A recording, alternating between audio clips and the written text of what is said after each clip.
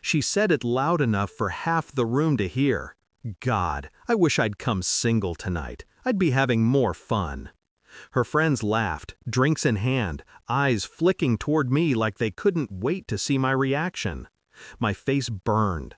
I'd been standing just 15 feet away, talking to some guy about sports, trying to survive another one of these fun crew parties that always made me feel like I'd stumbled into someone else's life. I walked over, calm but cold. "Can we talk for a sec?" Madison rolled her eyes. "Oh my God, Connor, I was just joking." "Didn't sound like a joke." "You're being sensitive," she said, waving me off. Her friend Isabel added, "Yeah, Connor, lighten up." Something inside me shut off right then. I looked at her and said, "You're right. You should have come single. Let's fix that."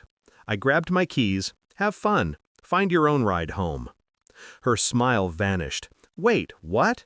"You heard me, loud and clear." I walked out before she could say another word. By the time I got home, my phone had nearly melted. 40-something missed calls, dozens of texts, apologies, excuses, begging. Then panic. "Connor, please come back. My ride left. I'm scared. Some guy offered me a ride, but I don't know him." I stared at the last one for a full minute. Then I typed, "You wanted to be single tonight. Figure it out." And I turned my phone off. The next day, the pounding on my door started before noon. She looked wrecked, smudged makeup, messy hair, wearing the same dress. "You left me stranded," she snapped. "No," I said, "I left the party. You stayed. I didn't have a ride. You told everyone you wished you'd come single. I figured you'd want to start living that out." She folded her arms. "You're being dramatic. It was one comment." "One public, humiliating comment," I said. "Connor, I was joking. I love you." "No," I said. "You love convenience. You love not paying rent, not driving, not taking responsibility." Tears came right on schedule. "I gave up my apartment for you." "You gave up your apartment because your lease ended and you didn't want another one. I never asked you to move in." Her voice went sharp. "You're unbelievable." "Maybe," I said, "but I'm done being used." She grabbed her things and stormed out, slamming the door behind her. The silence afterward felt like oxygen. By Monday, she'd started her campaign. Isabel texted first, "You know Madison cried all night? You're a jerk." Blocked.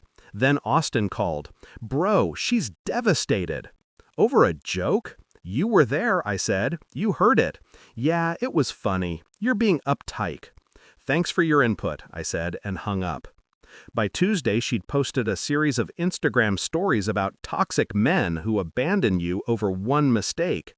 Tagged half the mental health hashtags on the internet. DMs started rolling in. Some called me heartless. Some told me they'd been there too. I ignored them all. But she didn't stop. Madison messaged my friends claiming I'd left her homeless. Sent me Venmo requests for rent, gas money, even emotional damages. I denied everyone. Then came the cease and desist letter from a law firm. Demanded $800 and an apology. Looked real at first until I Googled the sender. A $99 template service. My buddy Dennis, a lawyer, laughed when I showed him. "Connor, this isn't worth the paper it's printed on. Trash it." I did. That week, her sister called. "You ruined her life," Peyton said. "She had to move in with me." "She had nowhere to go before," I said. "That's not on me." "She gave up her apartment for you." "She gave it up because she didn't want to pay rent." "You're heartless." "No," I said. "I'm just done paying the price for her choices." Click. Blocked. By Friday, Austin texted again. "She's sleeping on my couch. You need to fix this." "Nothing to fix," I wrote back. "You're really going to let her be homeless?" "She's not homeless," I said. "She's just run out of people to use." A week later, she showed up again, this time with her mom and sister in tow. "Connor," her mom started through the doorbell camera, "we need to talk about this situation." "No, we don't. You left my daughter with nothing. She left herself with nothing. Madison started crying. "Please, Connor, I'm sorry. Can we just talk?" "We already did," I said. 18 months of it. "Don't throw it away over one mistake." "I'm not throwing anything away," I said. "You did that the second you decided disrespect was funny." Her tone hardened. "You owe me. I was your girlfriend." "I don't owe you respect you didn't give me," I said. Her mom gasped. Madison yelled something I couldn't make out. I turned off the camera. They kept yelling for a while. Eventually, the driveway went quiet. 5 weeks later, word got around. Madison lost her job. Not because of me, but because she stopped showing up. Too many sick days that were really hangovers. She'd worn out her friends, too. Isabel blocked her after Madison borrowed $300 and then posted brunch photos the next day. Austin kicked her out after she refused to chip in for groceries. Everyone who once called me uptight started realizing I wasn't the problem. Trevor and I met up for a barbecue a couple of weekends later. He pulled me aside. "Man, I owe you an apology. I heard what she said that night and didn't say anything." "It's fine," I said. "No, it's not. We all knew she was using you. We just figured it wasn't our place." "You dodged a bullet." I smiled. "Feels like it." He nodded. "For what it's worth, everyone knows the truth now. Too many people heard what she said. Life's quieter now. My apartment feels like mine again. No more fights about how boring I am. No more guilt trips about not spending every weekend drinking with her friends. I started running again, got back into reading, even went on a date last week.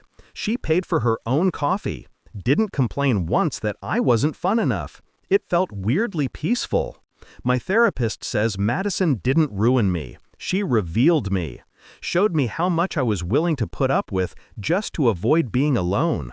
That night at the party wasn't the moment everything fell apart. It was just the moment I finally woke up. Now, when people ask what happened, I tell them this. She wanted to feel single, so I let her, and I've never felt freer.